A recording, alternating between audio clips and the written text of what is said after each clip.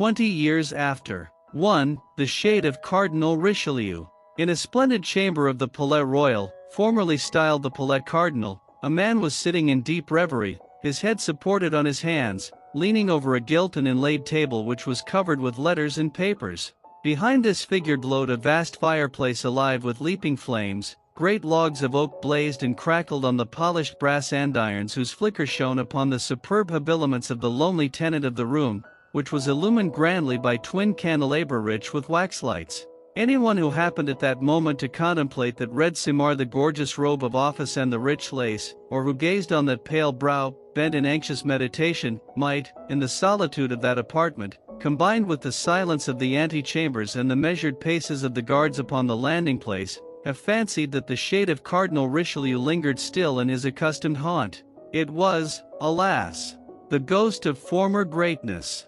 France enfeebled, the authority of her sovereign continued, her nobles returning to their former turbulence and insolence, her enemies within her frontiers, all proved the great Richelieu no longer in existence. In truth, that the red simar which occupied the wonted place was his no longer, was still more strikingly obvious from the isolation which seemed, as we have observed, more appropriate to a phantom than a living creature from the corridors deserted by courtiers, and courts crowded with guards, from that spirit of bitter ridicule, which, arising from the streets below, penetrated through the very casements of the room, which resounded with the murmurs of a whole city leagued against the minister, as well as from the distant and incessant sounds of guns firing let off, happily, without other end or aim, except to show to the guards, the Swiss troops and the military who surrounded the Palais Royal, that the people were possessed of arms. The shade of Richelieu was Mazarin. Now Mazarin was alone and defenseless, as he well knew.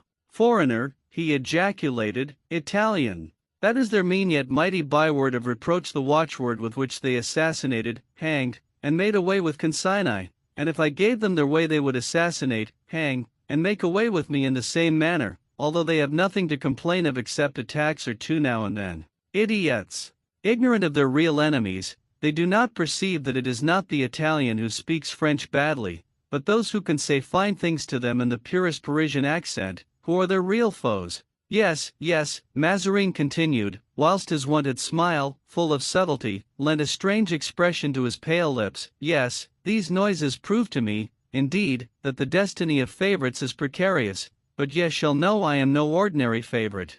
No! The Earl of Essex, 'tis true, wore a splendid ring, set with diamonds, given him by his royal mistress, whilst I have nothing but a simple circlet of gold, with a cipher on it and a date, but that ring has been blessed in the chapel of the Palais Royal, so they will never ruin me, as they long to do, and whilst they shout, down with Mazarin, I, unknown, and unperceived by them, incite them to cry out, long live the Duc de Beaufort one day, another, long live the Prince de Condé, and again, long live the Parliament. And at this word the smile on the Cardinal's lips assumed an expression of hatred, of which his mild countenance seemed incapable.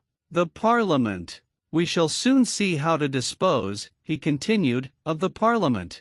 Both Orleans and Montargis are ours. It will be a work of time, but those who have begun by crying out, down with Mazarin, will finish by shouting out, down with all the people I have mentioned, each in his turn. It is said that Mazarin, who, though a cardinal, had not taken such vows as to prevent it, was secretly married to Anne of Austria, Laporte's memoirs. Richelieu, whom they hated during his lifetime and whom they now praise after his death, was even less popular than I am. Often he was driven away, oftener still had he a dread of being sent away. The Queen will never banish me, and even were I obliged to yield to the populace she would yield with me. If I fly, she will fly, and then we shall see how the rebels will get on without either king or queen. Oh, were I not a foreigner! Were I but a Frenchman! Were I but of gentle birth! The position of the cardinal was indeed critical, and recent events had added to his difficulties.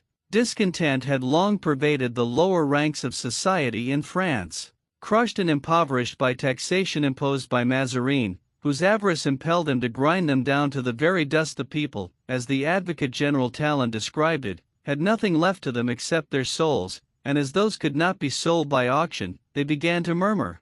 Patience had in vain been recommended to them by reports of brilliant victories gained by France. Laurels, however, were not meat and drink, and the people had for some time been in a state of discontent. Had this been all, it might not, perhaps, have greatly signified, for when the lower classes alone complained, the court of France, separated as it was from the poor by the intervening classes of the gentry and the bourgeoisie, seldom listened to their voice. But unluckily, Mazarin had had the imprudence to attack the magistrates and had sold no less than 12 appointments in the Court of Requests, at a high price, and as the officers of that court paid very dearly for their places, and as the addition of 12 new colleagues would necessarily lower the value of each place, the old functionaries formed a union amongst themselves, and, enraged, swore on the Bible not to allow of this addition to their number, but to resist all the persecutions which might ensue, and should any one of them chance to forfeit his post by this resistance, to combine to indemnify him for his loss. Now the following occurrences had taken place between the two contending parties. On the 7th of January between 700 and 800 tradesmen had assembled in Paris to discuss a new tax which was to be levied on house property. They deputed 10 of their number to wait upon the Duke of Orleans, who, according to his custom, affected popularity. The Duke received them and they informed him that they were resolved not to pay this tax, even if they were obliged to defend themselves against its collectors by force of arms. They were listened to with great politeness by the Duke, who held out hopes of easier measures, promised to speak in their behalf to the Queen, and dismissed them with the ordinary expression of royalty, "We will see what we can do." 2 days afterward these same magistrates appeared before the cardinal and their spokesman addressed Mazarin with so much fearlessness and determination that the minister was astounded and sent the deputation away with the same answer as it had received from the Duke of Orleans, that he would see what could be done, and in accordance with that intention a council of state was assembled and the superintendent of finance was summoned. This man, named Emery, was the object of popular detestation, in the first place because he was superintendent of finance, and every superintendent of finance deserved to be hated; in the second place, because he rather deserved the odium which he had incurred. He was the son of a banker at Lyons named Praticelli, who, after becoming a bankrupt, chose to change his name to Emery, and Cardinal Richelieu, having discovered in him great financial aptitude, had introduced him with a strong recommendation to Louis XIII. Under his assumed name, in order that he might be appointed to the post he subsequently held. "You surprise me," exclaimed the monarch. "I am rejoiced to hear you speak of Monsieur d'Emery as calculated for a post which requires a man of probity. I was really afraid that you were going to force that villain Praticelli upon me." "Sire," replied Richelieu, "rest assured that Praticelli, the man to whom your Majesty refers, has been hanged." "Ah, so much the better," exclaimed the king. "It is not for nothing that I am styled Louis the Just," and he signed Emery's appointment. This was the same Emery who became eventually superintendent of finance. He was sent for by the ministers and he came before them pale and trembling, declaring that his son had very nearly been assassinated the day before, near the palace. The mob had insulted him on account of the ostentatious luxury of his wife, whose house was hung with red velvet edged with gold fringe. This lady was the daughter of Nicolas de Camus, who arrived in Paris with 20 francs in his pocket, became Secretary of State, and accumulated wealth enough to divide 9 millions of francs among his children and to keep an income of 40,000 for himself. The fact was that Emery's son had run a great chance of being suffocated, one of the rioters having proposed to squeeze him until he gave up all the gold he had swallowed. Nothing, therefore, was settled that day, as Emery's head was not steady enough for business after such an occurrence. On the next day Matthew Mole, the chief president, whose courage at this crisis, says the Cardinal de Retz, was equal to that of the Duc de Beaufort and the Prince de Condé, in other words, of the two men who were considered the bravest in France, had been attacked in his turn. The people threatened to hold him responsible for the evils that hung over them. But the chief president had replied with his habitual coolness, without betraying either disturbance or surprise, that should the agitators refuse obedience to the king's wishes he would have gallows erected in the public squares and proceed at once to hang the most active among them. To which the others had responded that they would be glad to see the gallows erected, they would serve for the hanging of those detestable judges who purchased favor at court at the price of the people's misery. Nor was this all. On the 11th the Queen, in going to Mass at Notre Dame, as she always did on Saturdays, was followed by more than 200 women demanding justice. These poor creatures had no bad intentions. They wished only to be allowed to fall on their knees before their sovereign, and that they might move her to compassion, but they were prevented by the royal guard, and the queen proceeded on her way, haughtily disdainful of their entreaties. At length Parliament was convoked. The authority of the king was to be maintained.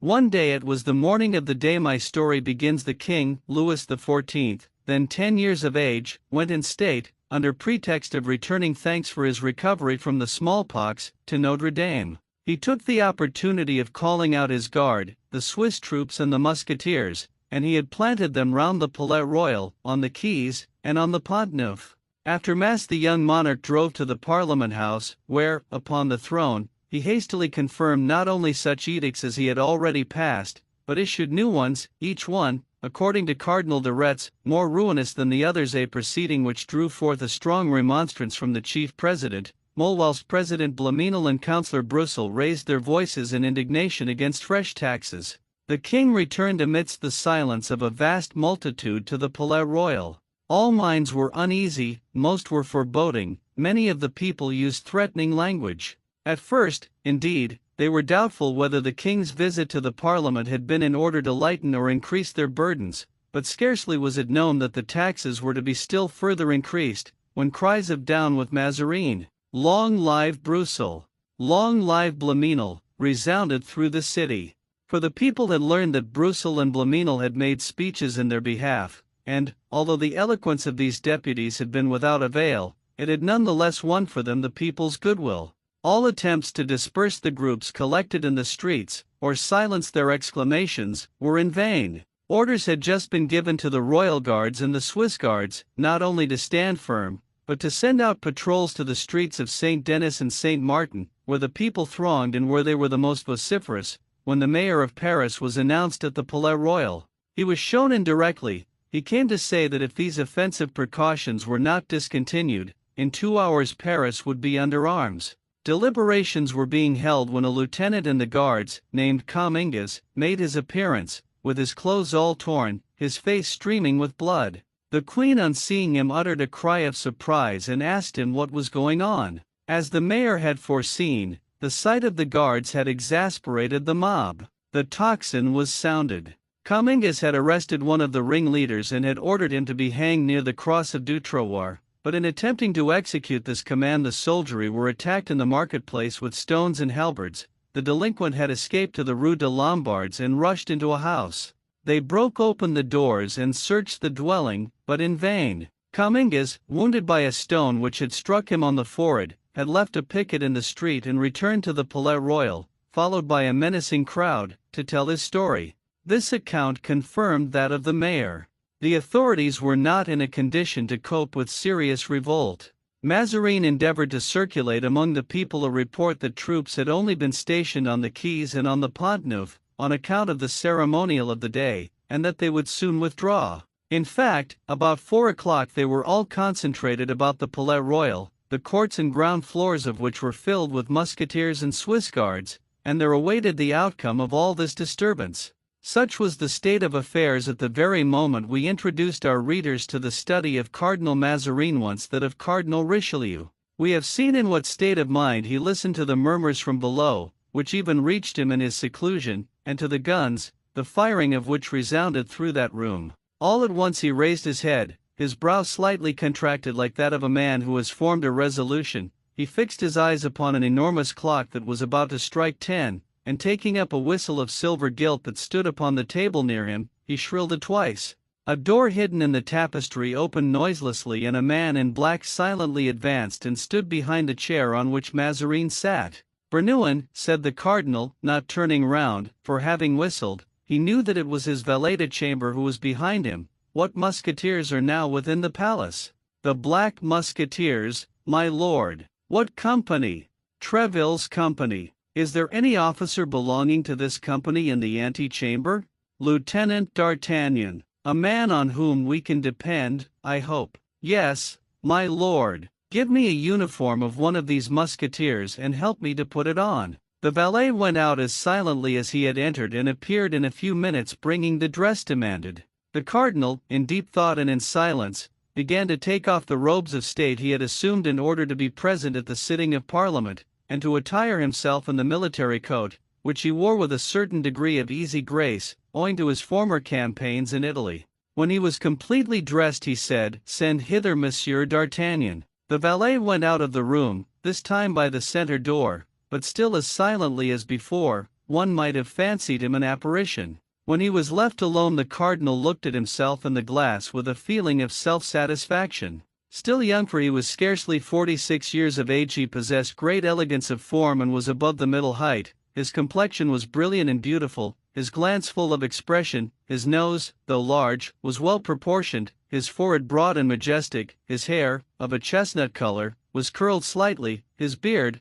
which was darker than his hair, was turned carefully with a curling iron, a practice that greatly improved it. After a short time the cardinal arranged his shoulder belt, then looked with great complacency at his hands, which were most elegant and of which he took the greatest care, and throwing on one side the large kid gloves tried on at first, as belonging to the uniform, he put on others of silk only. At this instant the door opened. "Monsieur d'Artagnan," said the valet de chambre.